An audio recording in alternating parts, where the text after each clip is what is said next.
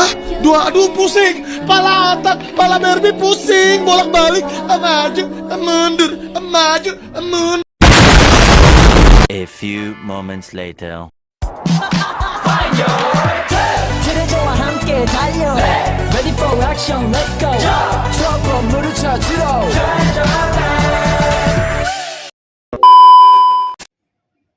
Halo semuanya, saya Sesta bersama rekan kelompok saya Maliana Asmanadia dan Pani Padlia. Kami akan menjelaskan cara kerja analisis regresi logistik, sebuah alat statistik yang digunakan untuk memprediksi probabilitas variabel terikat biner secara akurat. Tahukah teman-teman bagaimana statistik memprediksi keputusan dua pilihan seperti untung atau rugi dan lulus atau gagal? Saya Sesta dan bersama kelompok saya kami akan mengupas tuntas langkah demi langkah melakukan analisis regresi logistik menggunakan IBM SPSS. Berikut adalah pembahasannya. Di bagian konsep dasar yaitu ada dua kotak penting. Yang pertama itu ada pengertian utama. Pengertian utama itu regresi logistik, yaitu alat statistik buat nebak peluang kejadian iya atau tidak. Bahasa simpelnya itu kalau variabel hasilnya cuma dua pilihan, lulus atau gagal, sakit atau sehat, beli atau tidak beli. Pakai ini aja. Bedanya sama regresi biasa itu, regresi biasa buat nebak angka, ini buat nebak peluang 0 sampai 1. Logika probabilitas, enggak nebak langsung lulus atau gagal, tapi nebak dulu lockout, kemudian diubah pakai rumus sigmoid jadi peluang 0 sampai 1. Grafik S yang hijau itu fungsinya sigmoid, bawah sama dengan 0% peluang, atas sama dengan 100% peluang. Kemudian yang ketiga ada landasan. Kapan digunakan dan kelebihan. Ingat 3 kondisi ini aja. Yang pertama itu ada variabel Y, harus 2 kategori atau dikotomi. Contohnya itu lulus atau gagal, iya atau tidak. Kalau nilainya angkanya 1 sampai 100 jangan dipakai. Kemudian yang kedua, hindari asumsi Gauss sampai Markov. Regresi biasa kaku banget syaratnya. Regresi logistik lebih fleksibel. Yang ketiga ada bebas distribusi normal. Data nggak harus bentuk lonceng atau bell curve, lebih santai syaratnya.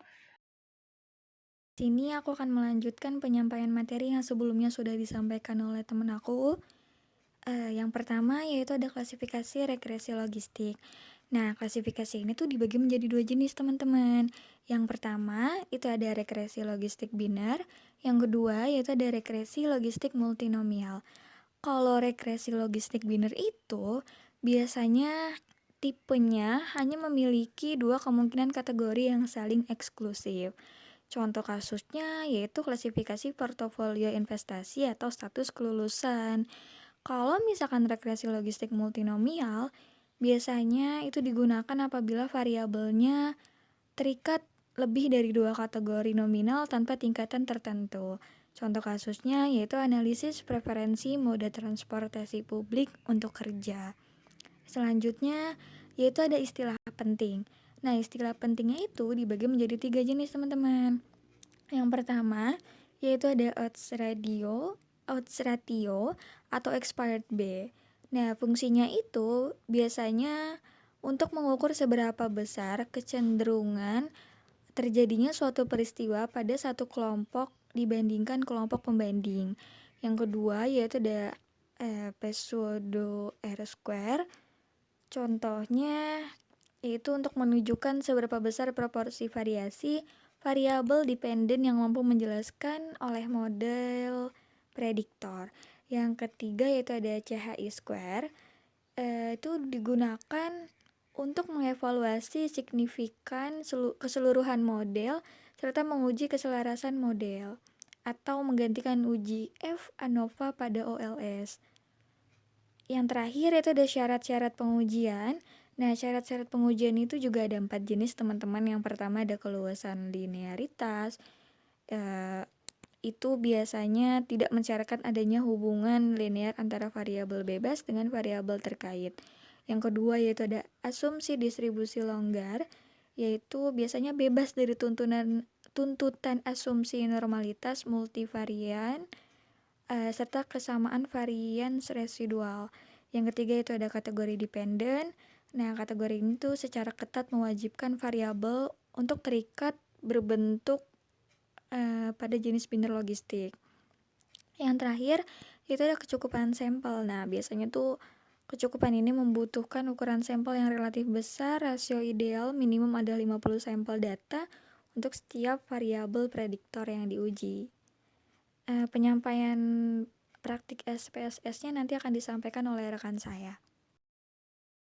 Oke, halo teman-teman. Jadi kan sebelumnya udah dijelasin ya rekanku tentang apa sih konsep dasar dari regresi logistik, kelebihannya, klasifikasi regresinya, dan istilah-istilah penting yang ada di situ. Nah, sekarang kita bakal masuk ke panduan praktik SPSS. Nah, di sini sudah ada data yang ditampilin nih teman-teman untuk tahap pertama di variable new. Nah, dari data yang ditampilin kita bisa lihat bahwa JK nilai 1 sama dengan laki-laki, nilai 0 sama dengan perempuan, fakultas tuh nilai 1-nya ekonomi, nilai 0-nya sama dengan non-ekonomi ya teman-teman. Nah, untuk IPK 1 dia lebih dari 3.00 dan nilai 0 untuk di bawah 300. Nah, untuk kategori nilai 1 pemahamannya tinggi, sedangkan nilai 0 adalah pemahaman rendah. Nah, setelah data diatur, kita masukkan baris data secara konsisten ke tab data view. Nah, sekarang kita bakal masuk ke tahap 2 yaitu analyze.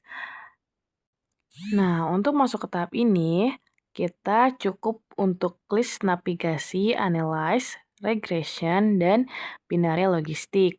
Setelah masuk di variabel kategori ke bagian dependent, kita pindahin variabel JK, VAK, dan IPK secara bersamaan ke dalam kolom dialog covariates.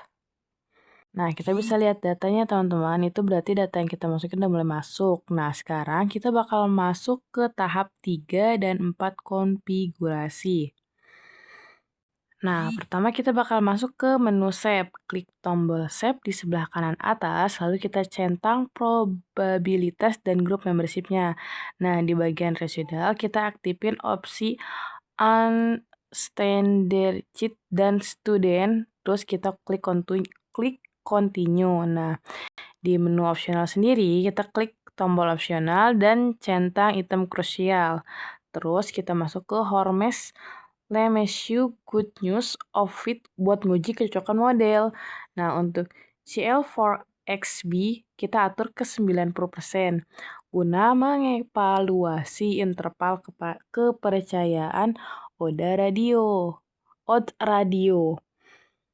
Nah, dari tahapan-tahapan itu, sekarang kita bakal masuk ke alur kerja pengujian. Pertama, kita bakal input dan kode, yaitu atur nama dan kategori nilai variabel dan variabel view. Nah, kedua, kita bakal masuk ke model utama, yaitu akses binary logistik dan masuk depth dan covariates. Dan untuk ketiga, kita simpan opsinya.